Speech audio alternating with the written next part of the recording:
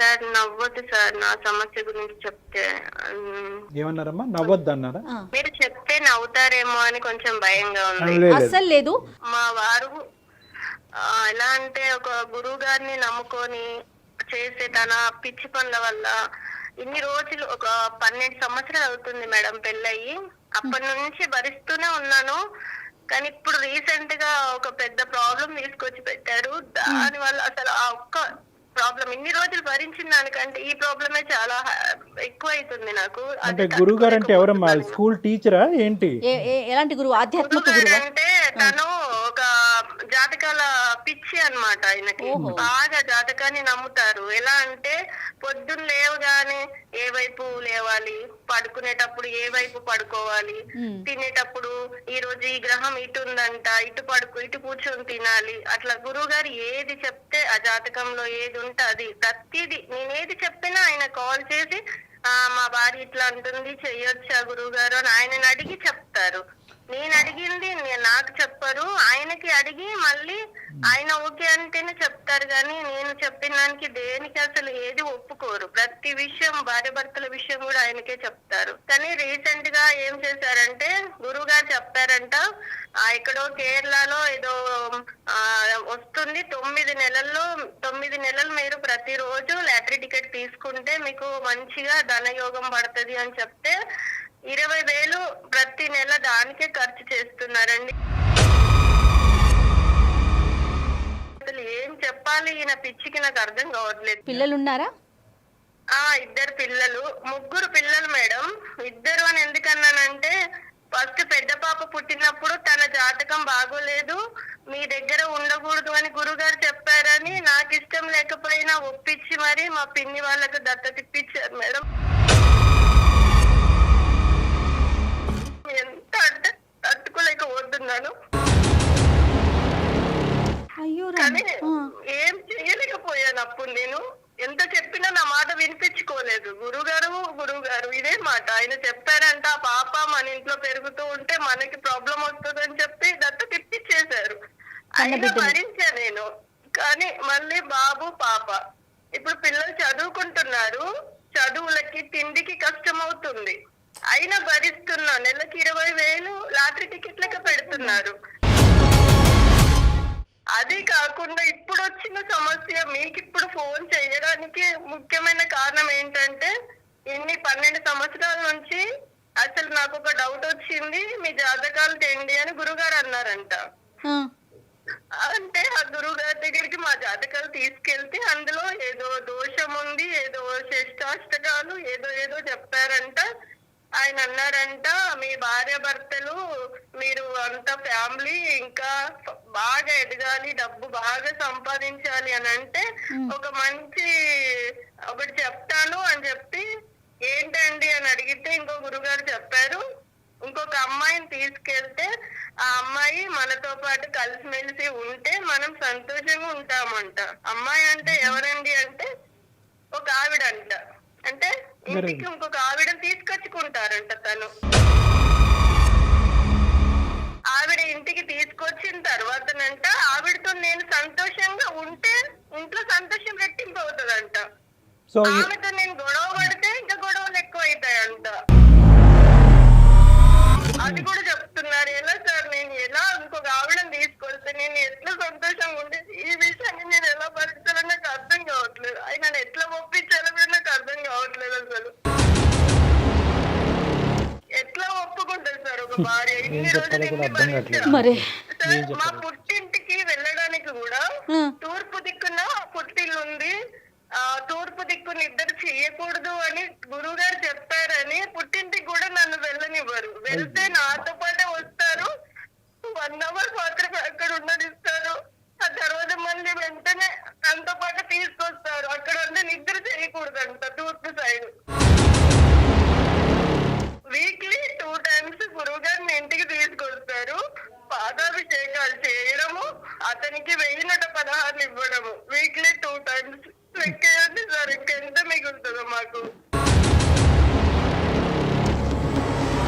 జాతకాలంటే నేను నమ్ముతా ఎంతవరకు, మనకంటూ ఒక లిమిట్ ఉండాలి. కానీ ఎంత పిచ్చి నమ్మకము భరించలేకపోతున్నా. ఇప్పుడు ఒక అమ్మాయిని కూడా తీసుకొచ్చి ఇంట్లో పెట్టే అంతవరకు పిచ్చిన జాతకం ఇది ఒకటే రాధమ్మ, నాకు అర్థం కావట్లేదు. రాధమ్మ మంచి పాయింట్, చాలా మంచి పాయింట్ చెప్పారు మీరు.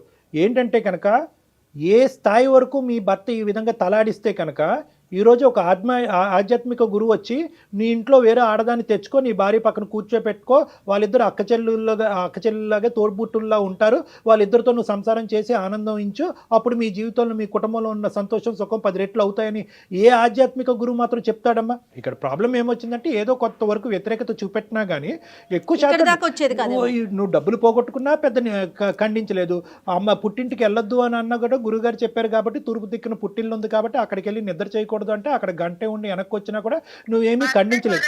ఎంత చెప్పినా మన మాట వినిపించుకోరు, వినకపోతే వద్దు నువ్వు అని అంటాడు.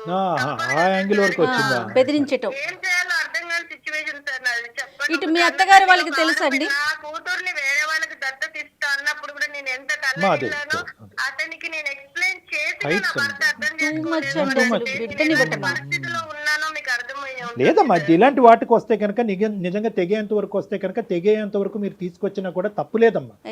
నీకు అన్న పేగుని వేరే వాళ్ళకి నీకు ఇష్టం లేకుండా దత్తత ఇవ్వటం ఏంటమ్మా? ఆ పాప జీవితం ఎంత నాశనం అవుతుంది. మీ ఆయనకు మూఢనమ్మకం, ఆ మూఢనమ్మకాన్ని నువ్వు తలుపావు, వేరే అమ్మాయిని మీ అమ్మాయిని తీసుకెళ్ళి వేరే ఇంట్లో పెట్టావు. రేపొద్దున ఏ కారణం చేత నా కూతుర్ని తీసుకొచ్చి మా సొంత కూతుర్ని తీసుకొచ్చి ఇక్కడ వదిలేసింది మా అమ్మ అనేటటువంటి ఆలోచన రేపొద్దున ఆ పాపకు వస్తే ఎంత భయంకరమైన పరిస్థితి అమ్మా. మీ నాన్నకు మూఢనమ్మకం ఎక్కువ, మీ అమ్మకి ఏం పిచ్చి అని అడుగుతారు సమాజం. రాధగారు, భర్త మాట శిరసా వహించటం అంటే మరీ ఇలానా? కన్న బిడ్డని ఇచ్చేసినా ఊరుకోవటం, ఇంట్లోకి వచ్చి పూజలు చేసినా పునస్కారాలు చేసినా ఏం చేసినా యాక్సెప్ట్ చేయటం, లేకపోతే ఇంకొక దాన్ని యాక్సెప్ట్ చేయమంటాం. ఇప్పుడు లేట్ కదా మీరు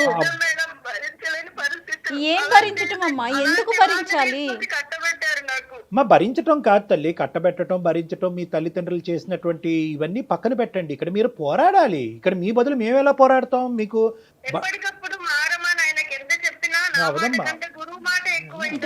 అది వ్యసనం అమ్మా. అది మరి నాకు ఇంకొకటి అనుమానం వస్తా ఉంది రాధగారు. ఇటు మీ పుట్టింట్లో కానీ ఇటు అత్తగారింట్లో కానీ ఇట్లా చేశాడు, ఇదేంటి పరిస్థితి, ఇట్లా అయిపోతుంది రోజు రోజు కానీ డిస్కస్ చేశారా? అంటే వాళ్ళ ఇంట్లో ఆనవాయితీ ఇది, అందరికి సాంప్రదాయం ఇదే గోల. మరి ఇప్పుడు ఎందుకు మాకు మెయిల్ చేశారండి? మీరు ఏమి ఎక్స్పెక్ట్ చేస్తున్నారు అసలు? మేడం ఇప్పుడు ఇంత భరించాను, ఇప్పుడు కాడదాన్ని తీసుకొచ్చి పెడతా, అది అక్కడ సమస్య వచ్చింది. ఇప్పుడు గురువు మాట వేదం అంటున్నారు, డాక్టర్ గారు ఏదైనా సలహా ఇస్తారు. అలా కదా. నాకు ఇప్పుడు నిజంగా నీ భర్త మీద ఆ గురువు గారికి కంటే నీ మీద నాకు ఎక్కువ కోపంగా ఉంది. ఇప్పుడు అమాయకత్వానికి కూడా ఒక హద్దు ఉంటుంది, అతని పిచ్చికి కూడా ఒక హద్దు ఉంటుంది, నీ అమాయకత్వానికి కూడా ఒక హద్దు ఉంటుంది. నీ కూతురిని దత్తచ్చి ఇచ్చినప్పుడు ఎవరికి కాళ్ళ వేళ్ళ పడి అడుక్కోలేదు, డబ్బులు పోతున్నప్పుడు అడుక్కోలేదు, పుట్టింటికి వెళ్ళమన్నప్పుడు చెప్పలేదు. ఇప్పుడు మాత్రం అమ్మ వేరే స్త్రీ వచ్చి నా పక్కన కూర్చోమంటదంటే ఇప్పుడు నీకు గుండెల్లో రైలు పరిగెడుతున్నాయా? చెప్తున్నాను, ఈరోజు ఎప్పటికైనా ఆ పిచ్చి కాస్తే ఈ లెవెల్ వరకు వస్తుందని చెప్పి నువ్వు ముందుగానే ఊహించుకుని అతన్ని కట్టడి చేస్తే కనుక, ఇంట్లో పొమ్మంటే కనుక పిల్లలతో పాటు వెళ్ళిపోయి నీ పిల్లలను సాక్కుంటే కనుక ఆ పిచ్చి ముదిరి పాకాన్ని పడకుండా ఆగి ఉండేది. ఇప్పుడు ఆ పిచ్చి ముదిరి పాకాన్ని పడి ఒక విపరీతమైనటువంటి పిచ్చిగా అది మారిపోయింది. దాన్ని ఎవరు ట్రీట్ చేయగలరు ఈరోజు? ఇప్పుడు ఒక గురువు గారు ఇచ్చేటటువంటి ఆ కౌన్సిలింగ్, ఆ హిప్నటిజం ముందర నా కౌన్సిలింగ్ ఏమాత్రం అతనితో మాట్లాడకుండా ముందే మాట్లాడుతున్నాను. కానీ నేను చెప్పేది ఏంటంటే అది చాలా పవర్ఫుల్ కౌన్సిలింగ్.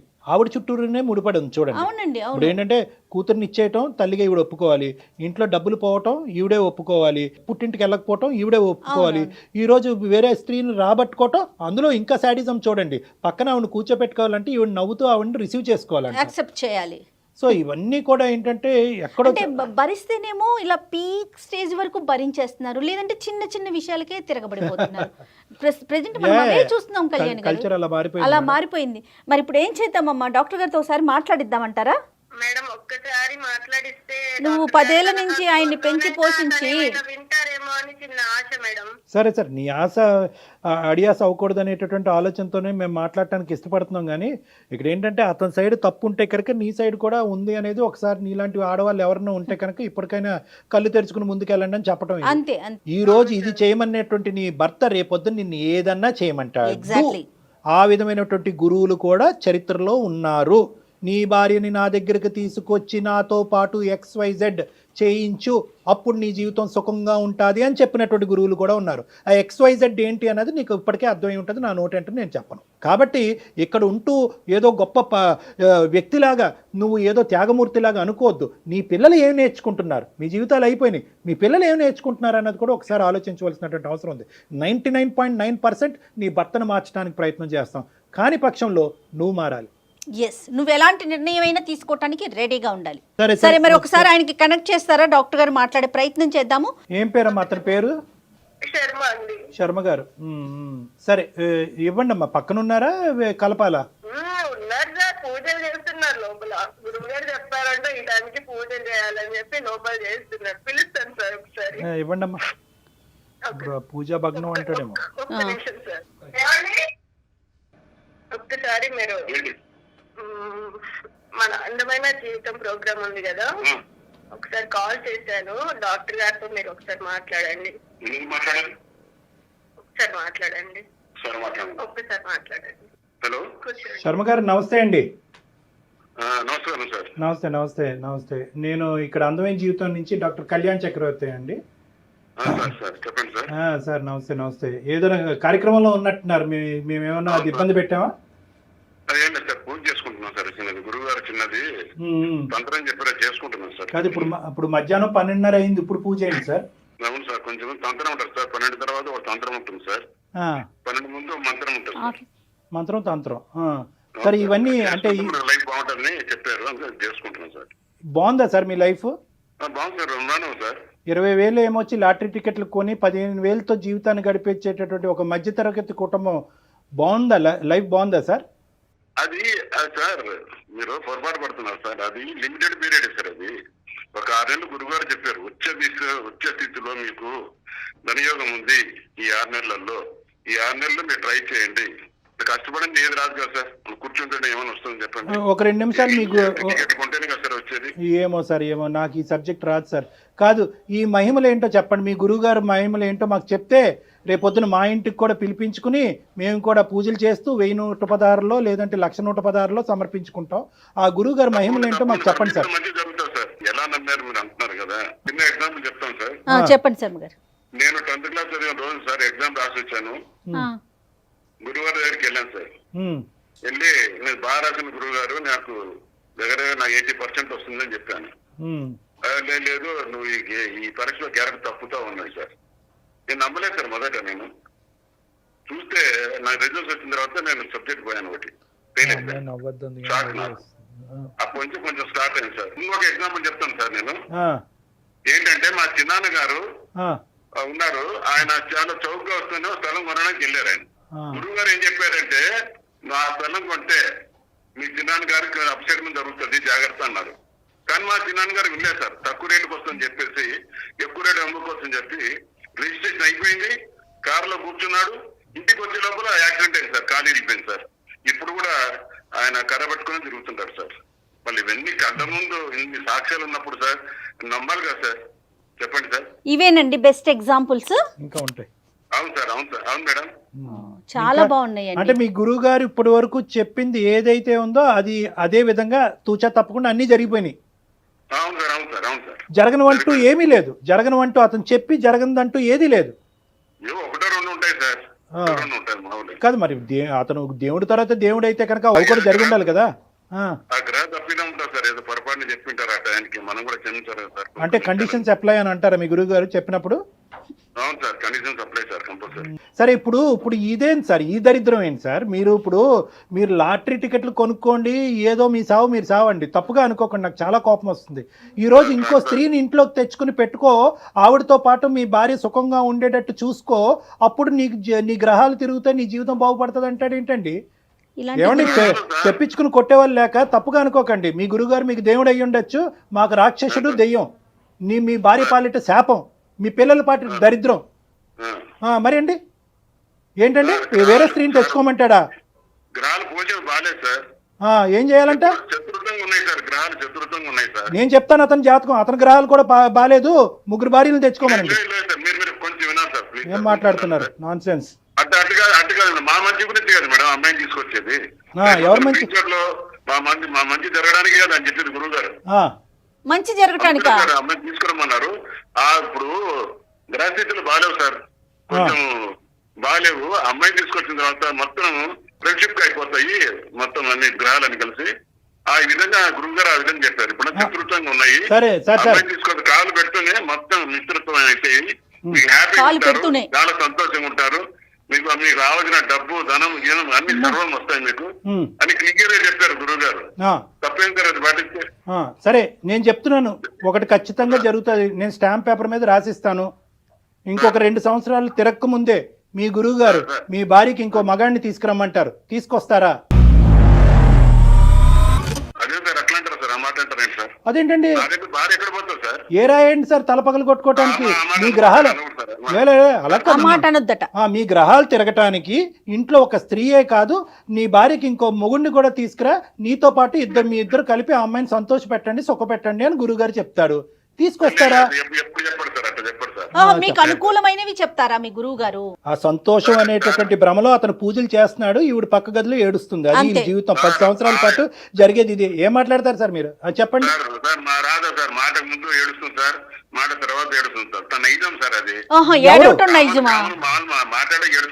మరి ఆ గ్రహాలు చెప్పండి, ఆవిడ ఏడవకుండా ఆ గ్రహాలు ఏమిటో చెప్పండి. ఇప్పుడు మీ గురువు గారిని వెళ్ళి ఇన్ని అడిగారు కదా, మా ఆవిడ ముందొక ఏడుపు వెనకొక ఏడుపు ఏడుస్తుందండి, ఏం చేయాలా, ఆవిడ నవ్వించడానికి ఏం చేయాలని ఒక్కసారి కూడా అడగలేదా మీరు? మీ రాత మీ తలకాయ. కళ్యాణ్ గారు, అతనికి ఏదో సైకలాజికల్ ప్రాబ్లం. కాదు వినండి, ఒకటి ఇప్పుడు మీకు కౌన్సిలింగ్ చేసే కెపాసిటీ నాకు లేదు. కాదు, ఇప్పుడు కౌన్సిలింగ్ మాట అనేది పక్కన పెట్టండి. ఇక్కడ ఒక మాట నేను చెప్తున్నాను. ఒకసారి మీరుని ఇప్పుడు ఆవిడ ఒక నిర్ణయానికి వచ్చిందండి రాధ గారు. ఆ నిర్ణయం ఏంటన్నది ఆవిడ ఇప్పుడు చెప్పింది. రాధా అమ్మా, రాధా ఉన్నావా? ఏంటి చెప్పమ్మా. తను ఎంత చెప్పినా వినట్లేదు మాట. భరించడం నా వల్ల కావట్లేదు. ఇప్పుడు నా కూతుర్ని ఇచ్చినప్పుడు భరించాను, ఈ లాటరీ అని చెప్పి డబ్బులు భరించాను లాస్ చేస్తుంటే.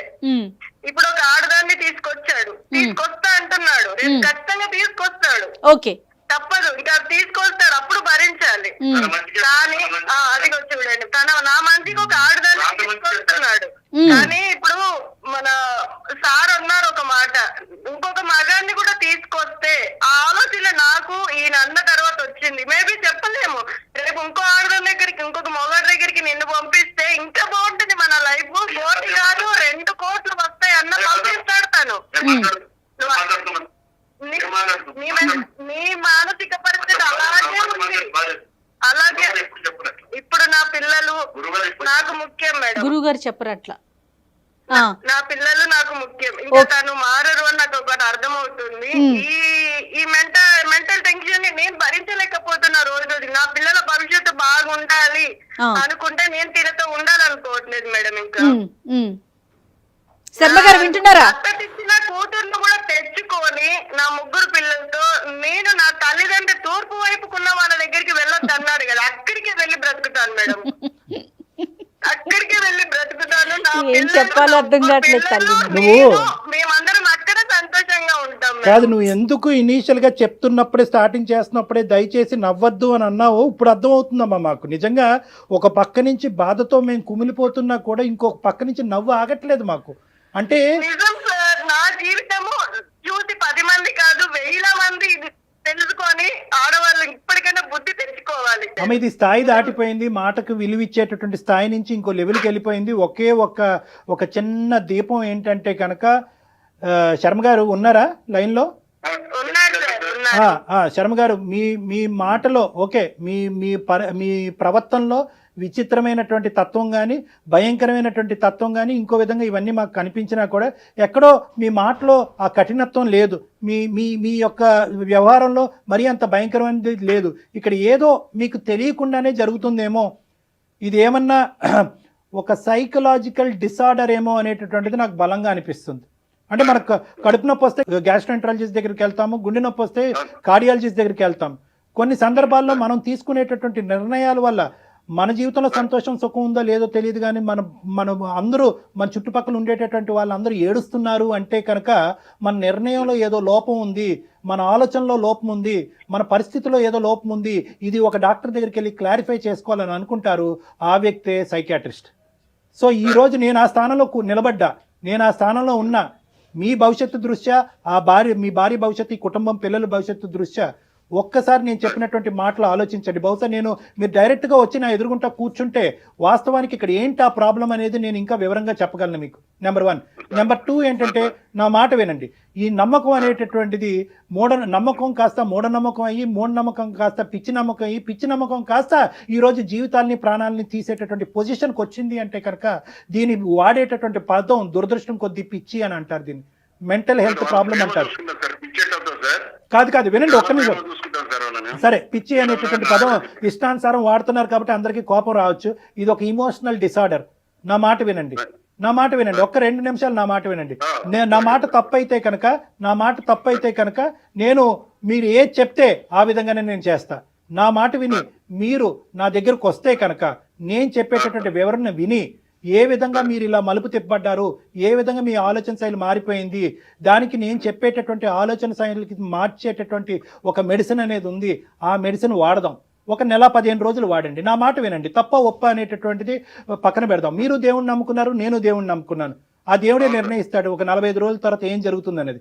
నేను పెట్టేటటువంటి ట్రీట్మెంట్ మీరు వాడండి. మీ ఆలోచన అప్పటికీ కూడా ఇలా ఉంటే కనుక నీ భార్య ఏం నిర్ణయం తీసుకుంటే ఆ నిర్ణయం తీసుకుంటుంది. మీ తలరాత ఎలా ఉంటే కనుక ఆ గురువుగారు నిర్ణయిస్తారు. కాబట్టి ఆ దారిలో మీరు పోండి. నాకు ఒక 6 వారాలు టైం ఇవ్వండి. ఒక 6 వారాలు మీరు నేను చెప్పినట్టుగా వినండి. ఒక 6 వారాల పాటు నేను చెప్పేటటువంటి ట్రీట్మెంట్ మీరు తీసుకోండి.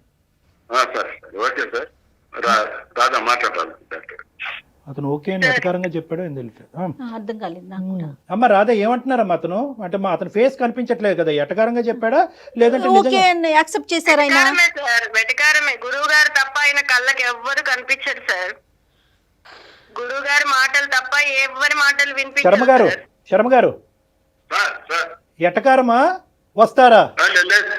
లేదు చెప్పారు కదా సార్, నేను వస్తాను, మీ దగ్గర వస్తాను సార్, తప్పకుండా వస్తాను సార్. నేను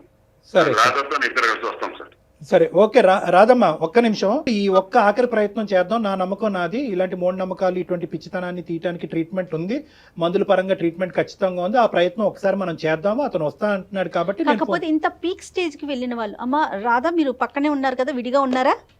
మేడం ఉన్నారు పక్కనే. అతను లేరు కదా? సరేనండి. సరే కాదు డాక్టర్ గారు, ఇంత పీక్ స్టేజ్ కి వెళ్ళిన మనిషిని మనం ట్రీట్మెంట్ ద్వారా బయటకు తీసుకురావచ్చండి? చేయొచ్చు మేడం, ఖచ్చితంగా చేయొచ్చు. ఖచ్చితంగా ట్రీట్మెంట్ ఇవ్వచ్చు. ఇలాంటి వాటికి కూడా ట్రీట్మెంట్ ఇవ్వచ్చు. Counselling plus medication. అంటే ఈ ఆలోచన ఇంత బలంగా నాటుకుపోవటానికి కూడా డోపమిన్ అనేటటువంటి ఒక కెమికల్ కారణం అనమాట. బిలీఫ్స్ అంటారు, డెల్యూజన్స్ అంటారు. ఆ కెమికల్ కారణం. ఆ కెమికల్ ని ట్రీట్మెంట్ చేసేటటువంటి పద్ధతులు ఉన్నాయి, మెడిసిన్స్ ఉన్నాయి, అవకాశాలు ఉన్నాయి. చాలా హ్యాపీగా అనిపిస్తోందండి. అతను ట్రీట్మెంట్ కి వస్తాడో రాడో నాకు తెలియదు, కానీ ట్రీట్మెంట్ ఉంది అని మీరు చెప్పడమే సంతోషం అనిపిస్తా ఉంది. ఎందుకంటే అంత పీక్ స్టేజ్ లోనా హై లెవెల్ కి వెళ్ళిపోయాడు కదా అతను. రాదమ్మ, అప్పుడు డాక్టర్ గారు చెప్పినట్లుగా ఒక్కసారి ఆలోచించండి. మీరు ఫైనల్ డెసిషన్ కి రాకండి. ఎట్లయినా సరే అతన్ని డాక్టర్ గారి దగ్గరికి తీసుకొచ్చే ప్రయత్నం మాత్రం చేయండి మీరు. మేడం నా ప్రయత్నం నేను చేస్తాను మేడం, తీసుకురావడానికి నేను ప్రయత్నిస్తాను మేడం. నేను ఫోన్ చేస్తాను. ఒకసారి ఆయన నెంబర్ పర్సనల్ గా పెట్టండి నాకు, డాక్టర్ గారు పర్సనల్ గా మాట్లాడతారు. మీరు ధైర్యంగా ఉండండి. మీరు నా కోసం మాట్లాడినందుకు చాలా సంతోషంగా ఉంది మేడం. నమస్తే అమ్మా. Thank you. నమస్తే. Thank you sir. Thank you madam. Thank you అండి. Thank you. చాలా సంతోషంగా ఉంది కళ్యాణ్ గారు. అతను వస్తాడో రాడో నాకు తెలియదు, కానీ ఇది ట్రీటబుల్ సబ్జెక్టు అనే విషయం తెలిస్తేనే. కానీ ఏంటి ఇంత పీక్ స్టేజ్ లో ఉంటారా కళ్యాణ్ గారు? అంటే ఇంకా అలవాటు అయిపోద్దమ్మా. ఎలాగైతే తాగుడు ఒక వ్యసనమో, స్మోకింగ్ ఒక వ్యసనం కింద మారిపోతాయో, ఒక ఆలోచన కూడా ఒక వ్యసనం కింద మారిపోతుంది. గురూజీ గారు ఏది చెప్తే అది మనం చేస్తే మన జీవితం సంతోషం పడుతున్నాడు అనేటటువంటి భ్రమలో కూడా అతను ఉన్నాడు. చూడండి, ఇక్కడ విచిత్రం ఏంటంటే ఆవిడ అలా పగలనక రాత్రనక ఏడుస్తుంటే, లేదండి ఆవిడ సంతోషంగా ఉంది అంటే అతని కళ్ళు కూడా మూసుకుపోయినాయి ఈ రోజు. ఖచ్చితంగా అతను ట్రీట్మెంట్ కి వస్తాడని భావిద్దామండి. రైట్. థ్యాంక్ యూ డాక్టర్ గారు. నమస్తే.